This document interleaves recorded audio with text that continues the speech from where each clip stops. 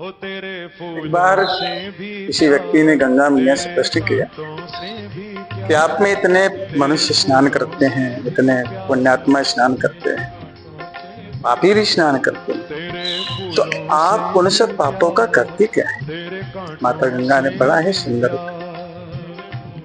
माता गंगा ने कहा कि मैं बहते बहते समुद्र में जाती हूँ और जितने पापियों के पाप होते हैं सबको समुद्र में ही दे आती, समुद्र में छोड़।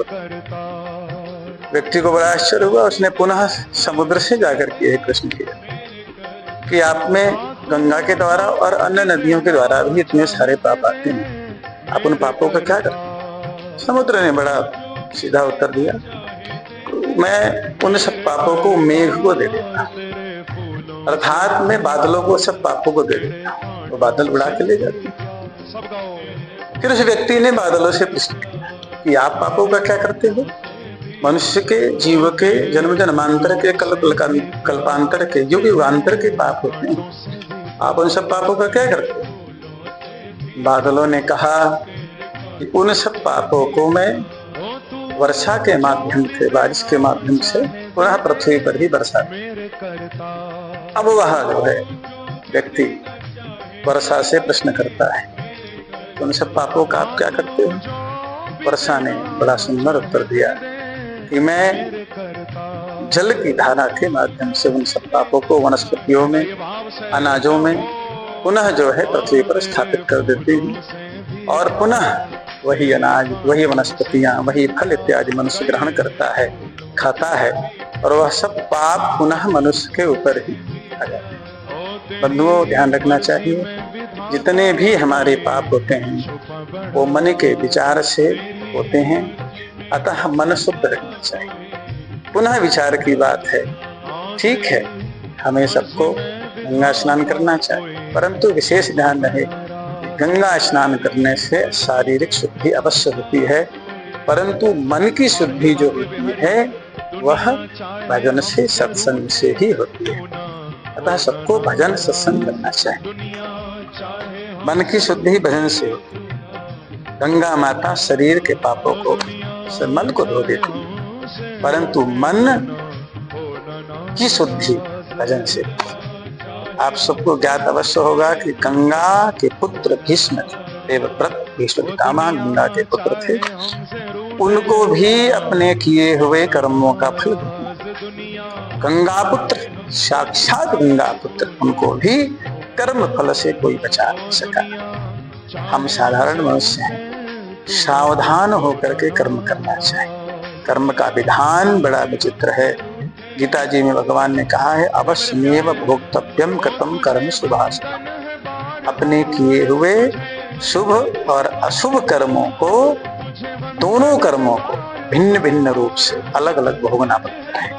ये नहीं है, यहाँ ये नियम बिल्कुल ही नहीं है कि हमसे अपराध हुआ, दोष हुआ, पाप हुआ और हम चाह के जानबूझ करके अपराध करते हैं, मन में विचार करें कि इन पाप को जाकर के गंगा में धो देते, परंतु ऐसा नहीं है, ऐसा बिल्कुल भी नहीं है। सारे कर्मों का फल चाहे शुभ हो चाहे अशुभ हो, उनको अलग अलग विधि से भोगना ही पड़ता है। पुण्य कर लिया तो पाप नहीं कटेंगे, उसका फल अलग होना पड़ेगा। अवश्यमेव भोक्तव्यम कृतं कर्म शुभाशुभम्। दोनों कर्मों का फल अलग अलग विधि से भोगना पड़ता है, इसलिए कर्म के प्रति सदैव सावधान।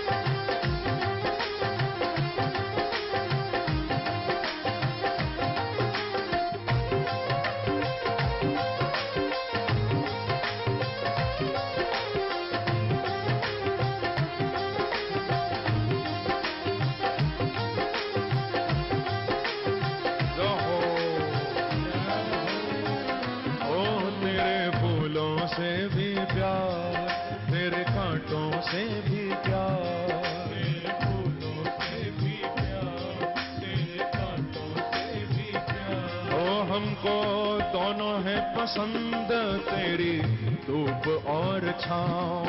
हमको दोनों है पसंद, तेरी धूप और छाँव। हमको दोनों है पसंद, तेरी हमको दोनों है पसंद तेरी धूप और छाँव। हमको दोनों है पसंद तेरी धूप और छाँव। ओ दाता किसी भी दिशा में ले चल जिंदगी की नाव। दाता किसी भी दिशा में ले चल जिंदगी की नाव। ओ दाता किसी भी दिशा में ले चल जिंदगी की नाव। दाता किसी भी दिशा में ले चल जिंदगी। प्यारे चाहे हमें लगा दे पार, चाहे हमें लगा दे पार। ओ चाहे हमें लगा दे पार, चाहे हमें लगा दे पार। या डूबो